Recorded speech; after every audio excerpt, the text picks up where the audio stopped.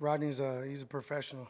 He really came with a lot of um, comfortability within, playing in college football, especially in this conference. You could tell that he's used to playing with, high profile guys and, the competition being high. So he was very immediately just focused on, what he needed to do to be able to get comfortable within the offense. And not only that, but also gelling with the guys on the team. So you can see just in the locker room and around the building how guys treat him. They show a lot of respect towards Rodney. Coaches as well, obviously because of how he carries himself within the building. Very professional, always on time, doing everything right. Very, very good when it comes to the football IQ. He can play multiple positions for us. The other part about that, I think he really comes in and pushes Gio, playing the same position, very similar statures. I think Gio understands that it does two things. Obviously, it makes him want to be more competitive within the room, which Gio naturally is, but it also lets Gio know that there's a quality candidate that is going to push him if things aren't right for him, and so that healthy competition really allows both of them to really play at a high level. And what do you make of his journey to Arizona? Because I think he was like a high-level basketball recruit too, Yeah. and then went to West Virginia, played football. Just what do you think of his path and what he's done? Yeah, I think it's awesome. It's that's the best thing about college football. Being able to get guys from, the opposite side of the country, guys that were, four-star basketball players or whatever you might have been, but and then, getting a guy from playing a team within your conference. And Rodney was a starter there. Rodney caught punts there. He did a lot for that football team. And then for him to, trust us and want to come all the way over here to Arizona, and for him to be having a good experience like he's having, it really makes you feel good as a coach, knowing that, he's a great fit, and, he's going to have a great opportunity to be really big for us this season.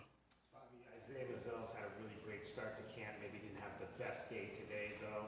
What's your message to him on a day like today where he dropped a lot of balls about bouncing back and letting that go? Keep playing. Just keep playing.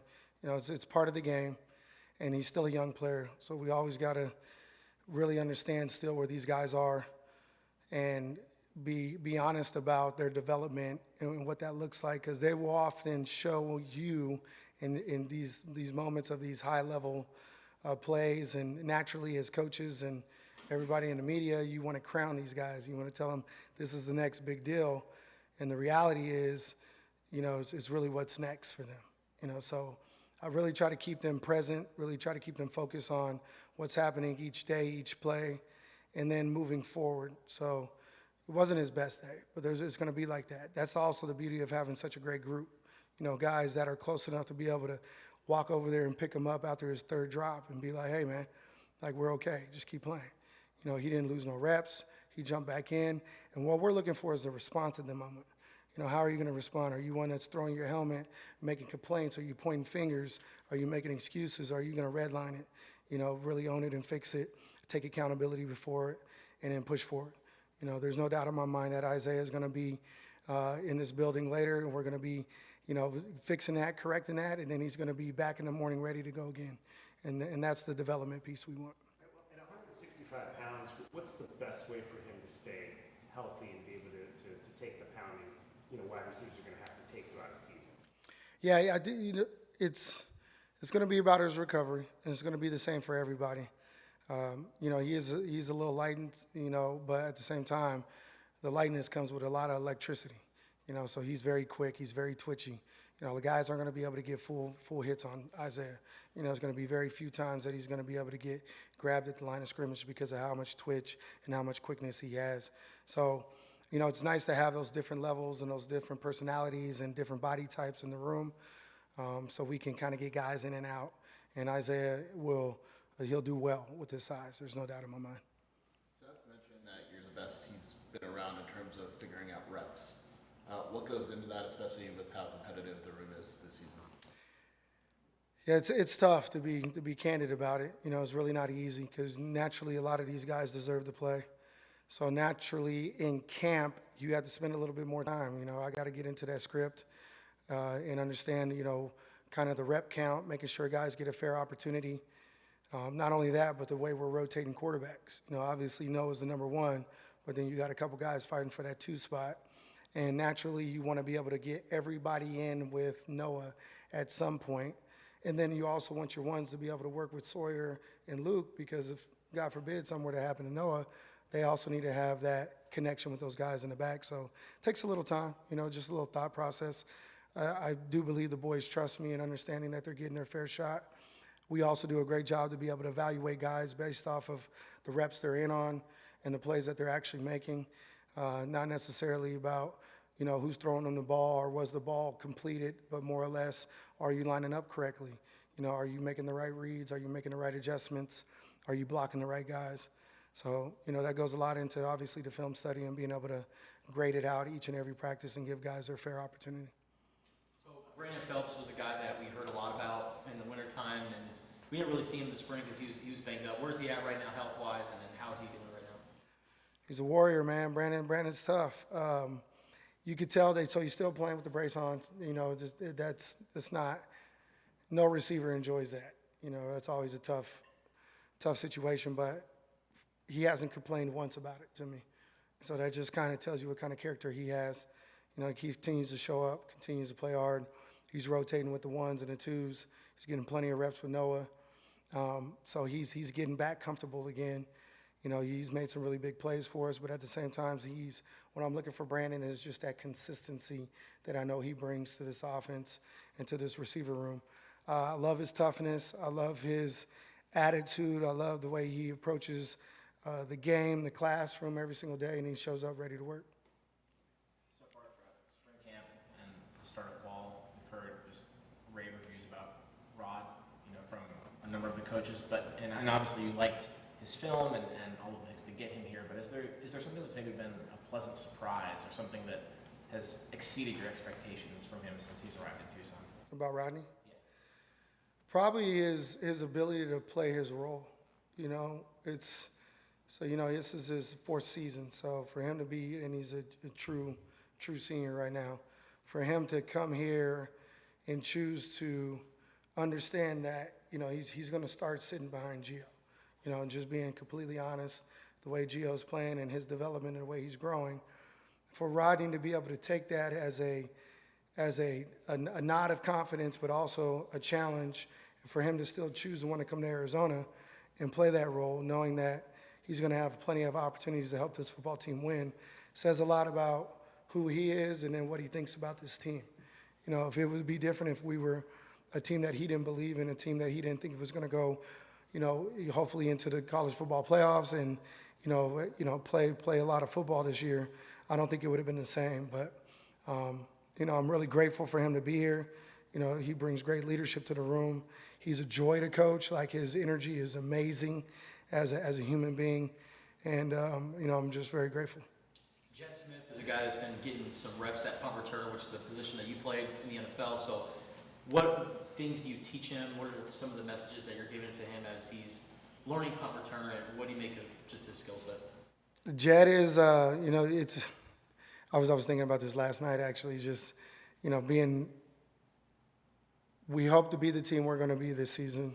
And if it comes out to where Jet has the opportunity to be the starting punt returner, you're starting a true freshman back there, that's saying a lot, you know what I mean? So we're trying to put as much pressure as we can on him, right now. So when you see us run those drills where you see me flashing water on him and I'm, putting crayons in his face and trying to, touch him when the catches come, I'm just trying to create as much pressure as I possibly can for when he's on the football field, he's comfortable back there catching punts. We're watching film, we're watching him catch the ball. We're moving him around a lot back there, just trying to put him in every scenario possible that he might be in. One thing I could tell you, just coming from where he comes from, Allen High School, the way he's raised in his family, like he can handle that pressure.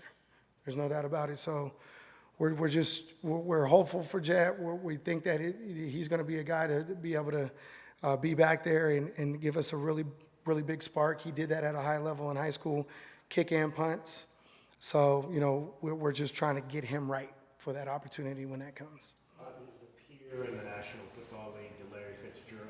What were your thoughts on, obviously, him getting his rightful spot in Canton, Ohio this weekend? Larry? Man, Larry's big time, man. Like you talk about just a pros. You know, like he's done everything right. Just an amazing football player. I love him too because he makes Phoenix home. You know, Phoenix is his place now. Obviously, his dad, you know, was a beat writer for Minnesota Vikings when I was there. So, you know, I had that connection and, you know, being able to be a part of, you know, his legacy just as far as, you know, his nonprofit and all those type of things. You know, Larry's been great for the football community, great for the Arizona community. So hats off to him, and he deserves it. What have you seen from guys like Jet and RJ that have been consistent throughout camp so far, but still have a lot to learn? Yeah, they're to want to be good, and the way they come in and get extra. It's hard to, you know, for freshmen to find their way into my office early in the morning like they have been. You know, we do a 6:30 script review, signal review. They're in there at that time, then they come in afterwards asking for more help. So their eagerness to learn reminds me a lot of how Gio and Mizell were last year. And so I think that's their edge, you know, that ability. And then those two are probably the most elite when it comes to taking care of their bodies for freshmen. You know, they're constantly in the cold tub, they're constantly in the training room.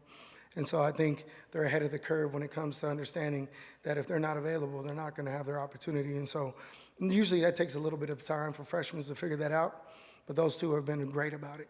And they also do it together, so you always see them moving around and collectively as a unit. So I like that as a group, for them to be close and, you know, iron sharpens iron. So when, you know, I see one of them, typically I see the other one right behind them. So they're doing a great job with getting acclimated to what college football requires of them. I think Diggy was saying the other day that DJ Jordan, Jordan Ross, they're kind of right now they're on the same train as Spivey, where you see the talent, but maybe some inconsistencies aren't leading to more reps. What do you think about those guys, and what's next for them right now as they continue to learn? They're growing, man. I'm happy with where they're at right now. You know, and I say that because there was a lot of growth that had to take place for them to even be able to take reps for us right now. The tough thing about having the retention that we had last year from the guys is understanding that bottom group really has to go fast to be able to catch up. So, you know, Jordan and Ross, they've really had to, you know, there's almost like drinking through a fire hose, as they say, like it's coming at them fast. You know, not only just the football piece of it, but like the character piece of it. You know, what we're requiring from them off the field, you know, the demands about being on time, the demands in the weight room for being 15 minutes early, the demand of being 5 minutes early to your team meetings. All these things are new to them. So I think the sense of urgency when they're in the building, they're starting to understand what that wiring is about. And at the same time, being able to let their guard down to be able to let us in so that they can trust us. And there's a big, it's hard to do. It's not easy. But they've done a great job with trying to allow us to coach them and coach them hard, and also tell them straight exactly where it is, you know, where they stand. And that's why you see those guys running with those groups that they're in right now, because even though in the summer they might have been repping with the ones and twos, the reality is this is where you stand, you know, and this is where you are right now. And how can we challenge you to take it to the next level?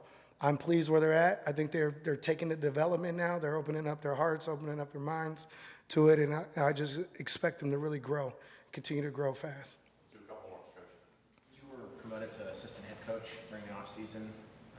How have you seen your roles and responsibilities change with that promotion, and how do you balance that while also being the receivers coach? You know, Brennan's done a great job of allowing every position coach to be their own head coach.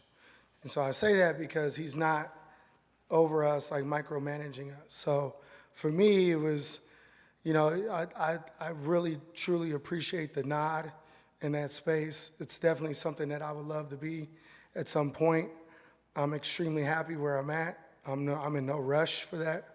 But, you know, it's just great to be able to know that, you know, your head coach believes in you, you know, and the rest of the group is like, yeah, let's go. But for us, man, it's really, we've been doing this on our own, every position. You know, he really allows us to, you know, set our own rules within our own room, you know, demand the standard along understanding like the red line is the standard for everything we do. So, you know, I'm grateful. I love the opportunity. I love to be able to do it here at my alma mater.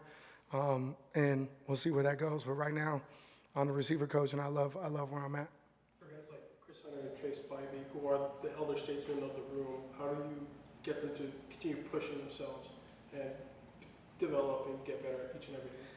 Yeah, it has to be for me to consistently make sure that so we always have this thing in the room that we talk about being great, not good. So they might feel like they're good where they're at. It's my job to make them continue to find their edge every single day. So the moment that they start to get comfortable, that's a bad place to be in. I want them to be confident, but that comfortability allows to lackadaisical, you start to be lackadaisical, you start to let things slip, the details start to fall. So my job as a coach is to make sure that they're consistently honest about where they're at, and then they're finding ways to get better every single day. Easier said than done, but I promise you that room and those two particularly are getting pushed to be their very, very best. So they get graded as hard as anybody else, and I'm not letting my guard down on that at all. I'm gonna continue to push them to be their very best. Yeah, I don't, excuse me if you didn't have a relationship with him, but considering when he was at Arizona, did you know Mark Lunsford? I did. And then can you tell us about just the relationship you had and his legacy? Yeah, man, just real history there. Like Coach Luns was major when it came to Arizona football. He's been around a long time. He's a Coach Tomey guy as well, but even prior to Tomey. But, just a guy that was, he was a pillar essentially to football. Like he was always around. He was a guy, so you always look for these guys that carry through these different decades, through these different legacies, through these different coaches and things like that. And Luns was always that guy. But, he's in a better place now. There's no doubt about it. We lost a good one. And, we spoke about it when it was on with the alumni the other day on Sunday. It's tough, but, we just try to focus on the life, and how great it was when he was here and how much he's done for Arizona football. So we're very grateful to Coach Lunsford and the time he put in, and it's unfortunate, but, we'll pick up the flag for him. Thanks, Coach. Thanks, Bob. Thanks, Bob. Yep. Yep.